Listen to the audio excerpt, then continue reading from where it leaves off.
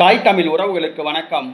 பொது தொகுதியில் பறையர் சமூக வேட்பாளரை நிறுத்தி வெற்றி பெற வைத்த நடிகர் விஜய் என்ற தலைப்பில் இந்த காணொளியை காண்கிறோம். பொது தொகுதியில் பறையர் சமூக வேட்பாளரை நிறுத்தி வெற்றி பெற வைத்த நடிகர் விஜய் என்ற தலைப்பில் இந்த காணொளியை காண்கிறோம். பொதுவாக பொது தொகுதியில் பட்டியல் சமூகத்தை சார்ந்தவர்களுக்கு அரசியல் கட்சியினர் வாய்ப்பு தர மாட்டார்கள்.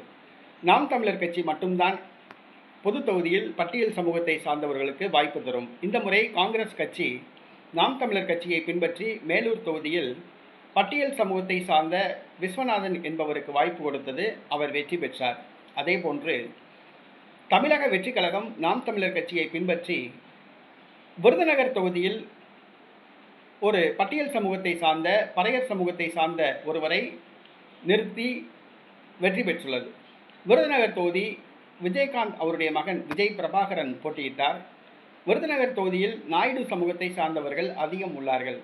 சொந்த சாதியை நம்பி பிரேமலதா தனது மகனை களமிறக்கினார். ஆனால் அவரது நாயுடு சமூகத்தினர் விஜய் முகத்துக்காக தமிழக வெற்றி கழக வேட்பாளருக்கு வாக்களித்து வெற்றி பெற செய்தார்கள். தமிழக வெற்றி கழக வேட்பாளரை குறித்த விவரங்களை அவர்கள் பார்க்கவில்லை. அவர் பட்டியல் சமூகத்தை சார்ந்தவர், பறையர் சமூகத்தை சார்ந்தவர், குற்றப்பின்னணியுடையவர் என்றெல்லாம் பார்க்கவில்லை. விஜய் முகத்துக்காக தமிழக வெற்றி கழகத்தின் சின்னமான விசிலுக்கு ஓட்டு போட்டார்கள். இறுதியில் தமிழக வெற்றி கழக வேட்பாளர் பட்டியல் சமூகத்தை சார்ந்தவர் வெற்றி பெற்றார்.